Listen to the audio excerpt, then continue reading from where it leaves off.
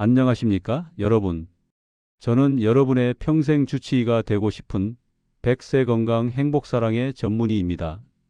오늘도 제 채널을 찾아주셔서 정말 감사합니다. 제 채널은 50만 구독자 여러분과 함께 100세까지 건강하고 행복하게 살 수 있는 지혜를 나누는 공간입니다. 혹시 아직 구독하지 않으셨다면 지금 구독 버튼 꼭 눌러주시고 좋아요와 알람 설정까지 부탁드립니다. 여러분의 작은 클릭 하나가 평생 건강을 지키는 첫걸음이 될 수 있습니다. 오늘 제가 드릴 이야기는 많은 분들이 궁금해하시는 주제입니다. 바로 소금물 아침 공복에 일주일만 드시면 뱃살 쏙 빠지고 혈당 꽉 잡아줍니다. 제목만 들어도 솔깃하시죠? 사실 저 역시 진료실에서 환자분들로부터 이런 질문을 참 자주 받습니다. 선생님, 아침에 일어나서 소금물 마시면 정말 건강에 좋나요? 하는 질문이죠. 그래서 오늘은 제가 전문의로서 직접 경험한 환자분들의 사례와 의학적 근거를 바탕으로 진실을 풀어드리겠습니다.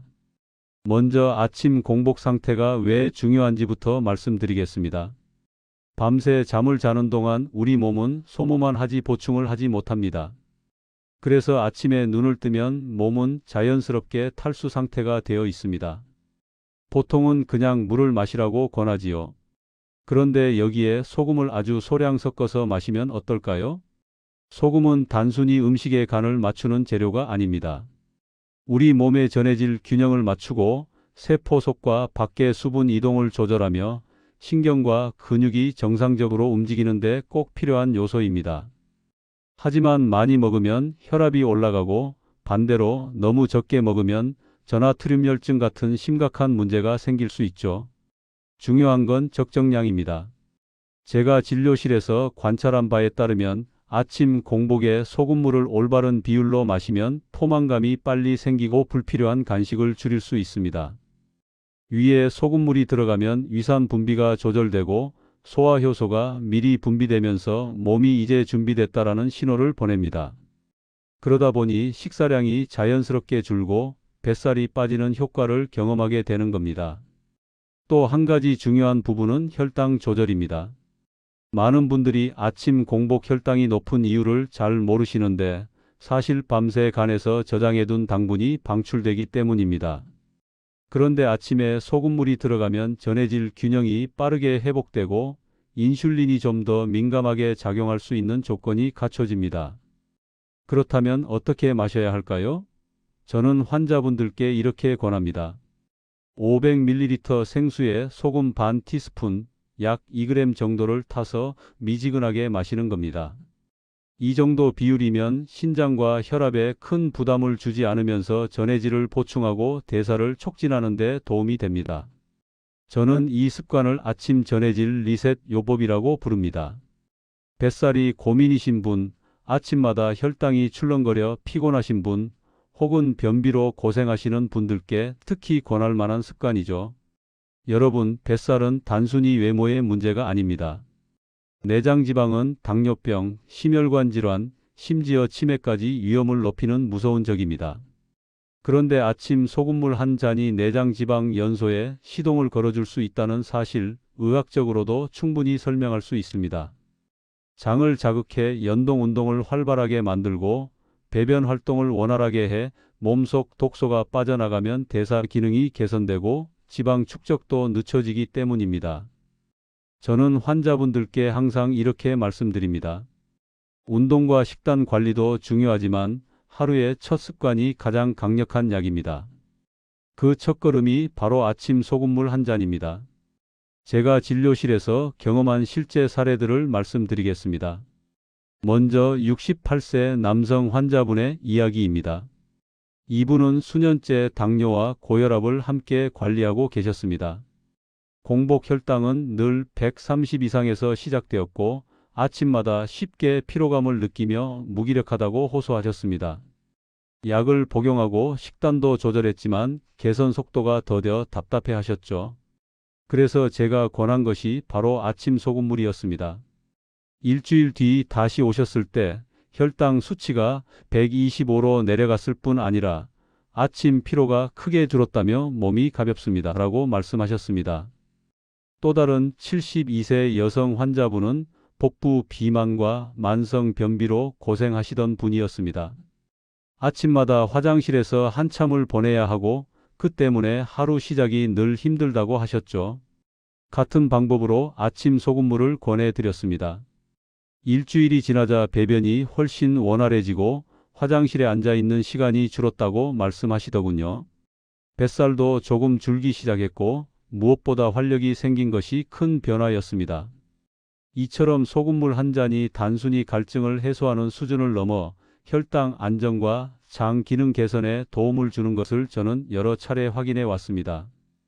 하지만 저는 환자분들께 항상 장점과 함께 주의사항을 반드시 말씀드립니다. 첫째, 고혈압이 이미 잘 조절되지 않는 분이나 신장 기능이 떨어진 분은 반드시 의사와 상의하셔야 합니다. 나트륨이 과도하게 쌓이면 신장이 가장 먼저 부담을 받습니다. 둘째, 사용하는 소금의 종류도 중요합니다. 정제염보다는 천일염이나 미네랄이 풍부한 소금을 권합니다. 정제염은 염화 나트륨 외에 다른 성분이 거의 없어 몸에 부담을 줄 수 있지만 천일염은 칼슘, 칼륨, 마그네슘 등이 들어있어 전해질 균형을 맞추는 데 유리합니다. 셋째, 양 조절입니다. 제가 권하는 반 티스푼, 약 2g을 넘기지 마시기 바랍니다. 더 넣는다고 효과가 커지는 것이 아니라 오히려 혈압을 올리고 심장에 부담을 줄 수 있습니다. 제가 환자분들께 소금물 요법을 권할 때 자주 듣는 질문이 있습니다. 선생님, 정말 소금물 한 잔으로 뱃살이 줄어들 수 있나요? 오늘은 그 부분을 의학적으로 풀어서 설명드리겠습니다. 먼저 뱃살은 단순히 피부 밑에 있는 피하지방이 아니라 장기 사이에 끼어 있는 내장지방이 문제입니다. 이 내장지방은 대사적으로 매우 활발하게 움직이면서 각종 호르몬과 염증 물질을 분비합니다. 그래서 혈당을 높이고 혈압을 불안정하게 만들며 심지어 기억력과 치매 위험까지도 악화시킵니다. 저는 환자분들께 늘 말씀드립니다. 뱃살은 단순한 외모 문제가 아니라 몸속 시한폭탄입니다. 그렇다면 아침 소금물이 어떤 과정을 거쳐 이 뱃살에 영향을 줄까요? 첫째, 인슐린 민감성 개선입니다. 아침 공복에 소금물이 들어가면 전해질 균형이 맞춰지면서 세포가 포도당을 더 잘 받아들이는 환경이 만들어집니다. 쉽게 말해 같은 양의 당분이 들어와도 몸이 더 효율적으로 처리할 수 있는 상태가 된다는 겁니다. 둘째, 코르티솔 조절입니다. 우리 몸은 아침에 코르티솔이라는 호르몬을 분비합니다. 이 호르몬은 잠에서 깨게 하고 혈당을 올려주는 역할을 하지만 과도하게 분비되면 뱃살을 늘리는 주범이 됩니다. 소금물은 체내 수분 균형을 빠르게 회복시켜 불필요한 코르티솔 상승을 억제합니다. 그 결과 아침부터 불필요하게 혈당이 치솟는 것을 막아줍니다. 셋째, 장내 환경 변화입니다. 아침 소금물이 장을 자극하면 연동운동이 활발해져 배변이 원활해집니다. 최근 연구에 따르면 장내 미생물의 균형은 지방 대사와 직결됩니다. 장내 환경이 나빠지면 같은 음식을 먹어도 더 쉽게 지방이 쌓이고 반대로 장내 환경이 좋아지면 지방이 잘 연소됩니다. 저는 이를 뱃살과 장의 직통 연결이라고 표현합니다. 넷째, 레프틴과 그렐린의 균형입니다. 레프틴은 포만감을 주는 호르몬이고 그렐린은 식욕을 자극하는 호르몬입니다. 아침 공복에 소금물을 마시면 이와 뇌 사이의 신호 전달이 빨라져서 포만감을 주는 레프틴 신호가 강화됩니다. 하루 전체의 열량 섭취가 자연스럽게 줄어드는 효과가 나타납니다. 제가 강조하고 싶은 점은 소금물 요법이 단순히 물을 조금 다르게 마시는 것이 아니라 대사와 호르몬의 균형을 되찾아주는 의학적 습관이라는 겁니다. 뱃살이 줄어드는 것은 단순히 물리적인 배변 효과 때문이 아니라 인슐린, 코르티솔, 장내 미생물, 포만 호르몬의 균형이 모두 맞춰지면서 나타나는 종합적인 변화입니다. 저는 환자분들께 소금물 요법을 권할 때 항상 몇 가지 구체적인 팁을 함께 알려드립니다. 첫째, 마시는 시간입니다. 아침에 일어나서 공복 상태일 때 다른 음식이나 음료가 들어가기 전에 드셔야 효과가 가장 큽니다. 공복에 마셔야 장과 대사가 깨어나고 호르몬 균형이 리셋됩니다. 둘째, 온도입니다. 차가운 물보다는 미지근한 물에 소금을 타서 드시는 게 더 효과적입니다. 찬물은 위를 자극해 부담을 줄 수 있고 미지근한 물은 이와 장을 부드럽게 깨워줍니다. 셋째, 호흡과 함께하기입니다. 단순히 소금물만 마시고 끝내지 말고 마신 뒤에는 심호흡을 두세 차례 해보시기를 권합니다. 복식호흡을 하면서 배가 부드럽게 움직이면 장의 연동 운동이 훨씬 활발해집니다. 넷째, 식사와의 간격입니다. 소금물을 마신 뒤 최소한 20분에서 30분은 지나고 나서 아침 식사를 하시는 게 좋습니다. 그래야 이와 장이 준비된 상태에서 음식을 받아들이고 혈당도 안정적으로 유지됩니다. 다섯째, 수분 섭취와 균형입니다. 저는 환자분들께 보통 체중 kg 30ml 정도의 수분 섭취를 권장합니다. 예를 들어 체중이 60kg인 분은 하루 1.8리터 정도가 적당하죠. 소금물은 시작일 뿐이고 하루 전체 수분 관리가 함께 이루어져야 합니다. 여섯째, 운동과 연계하기입니다. 소금물 한 잔으로 몸이 깨어났을 때 가벼운 스트레칭이나 산책을 해보시면 효과가 배가 됩니다. 소금물이 체내 전해질 균형을 맞추면서 근육의 수축과 이완이 원활해지고 혈액순환도 촉진되기 때문입니다. 특히 뱃살이 고민이신 분들은 아침 소금물 15분 가벼운 걷기만 실천해도 변화를 훨씬 빨리 체감하실 수 있습니다. 마지막으로 꾸준함입니다. 단기간에 드라마틱한 변화를 기대하기보다는 매일매일의 습관으로 자리 잡게 하는 것이 중요합니다. 건강은 단거리 경주가 아니라 마라톤이라는 사실을 꼭 기억하시기 바랍니다. 이처럼 아침 소금물 습관을 올바르게 적용하면 단순히 뱃살과 혈당뿐 아니라 하루 전체의 리듬과 활력까지 달라집니다. 작은 습관 하나가 내 몸의 미래를 바꿉니다. 저는 환자분들께 어떤 생활 습관을 권하기 전에 반드시 근거를 확인합니다. 단순히 경험만으로 말씀드리는 것이 아니라 연구와 데이터를 통해 확인된 내용을 토대로 설명드리는 것이 제 직업적 양심이기도 합니다. 먼저 전해질 균형과 혈당 조절에 관한 연구를 살펴보겠습니다. 국제당뇨학회에서 발표된 자료에 따르면 적정량의 나트륨 섭취는 인슐린 민감성을 개선하는 데 긍정적인 영향을 미칠 수 있다고 합니다. 나트륨이 세포 내외 수분 이동을 조절하기 때문에 인슐린이 작용하는 환경을 안정시켜 준다는 것이죠. 실제로 소량의 소금물 섭취가 혈당 변동성을 줄여준다는 소규모 연구 결과도 보고된 바 있습니다. 또 하나 주목할 부분은 장 건강과 배변 효과입니다.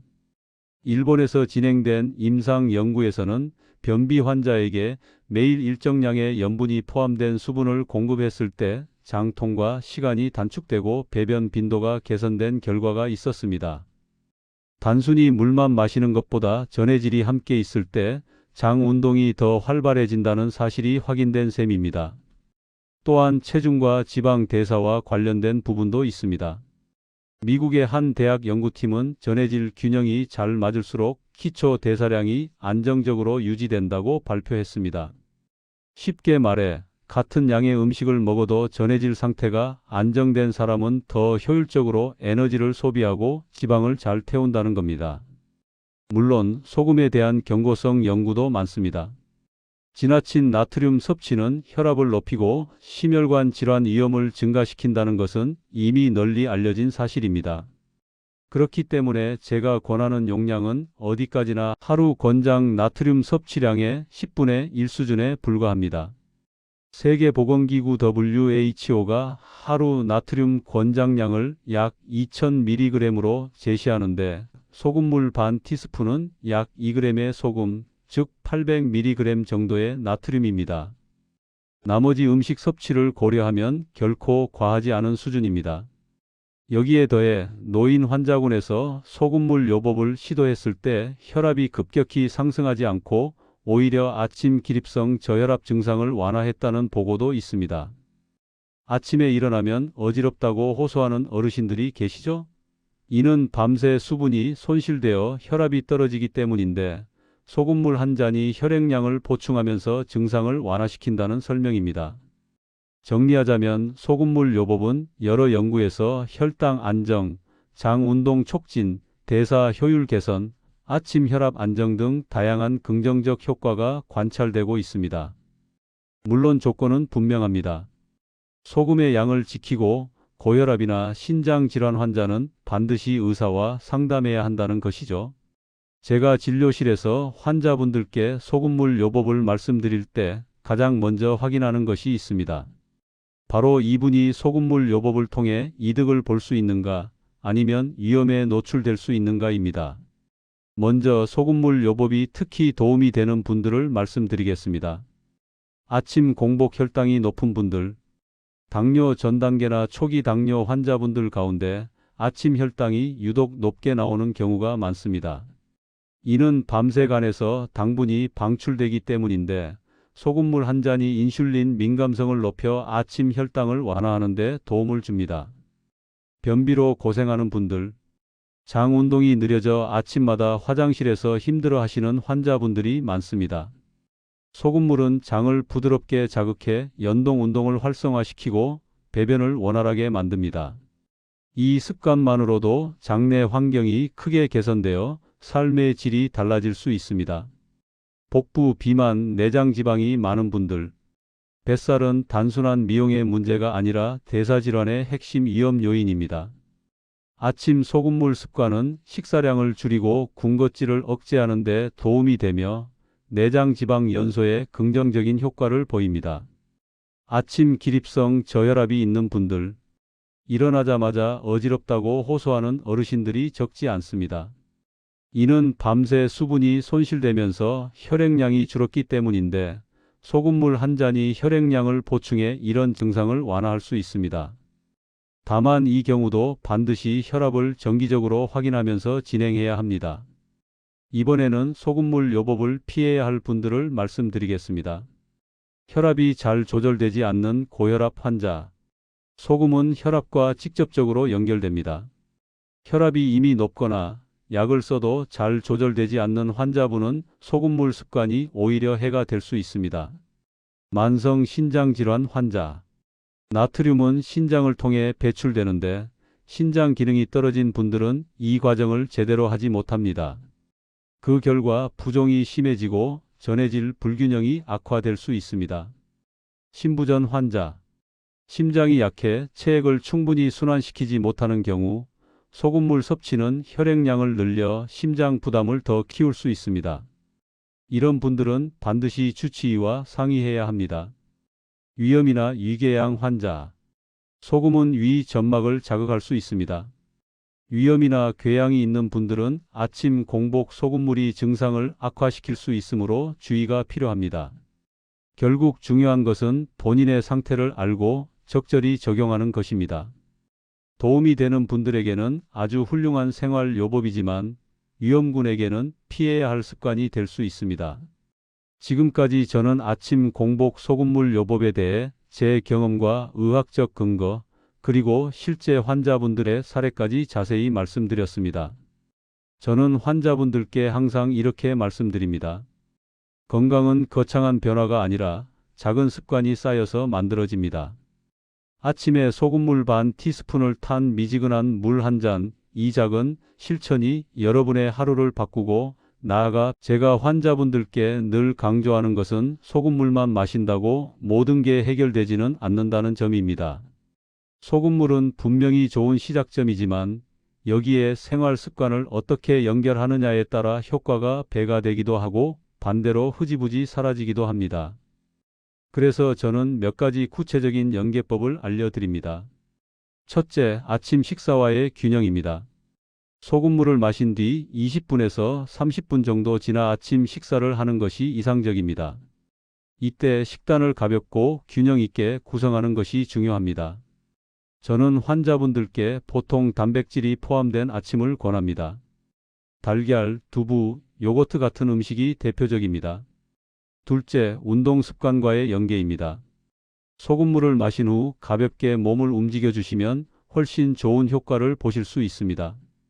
특히 아침 햇빛을 받으며 걷는 것은 체내 생체 리듬을 바로잡아 혈당과 체중 관리에 큰 효과를 줍니다.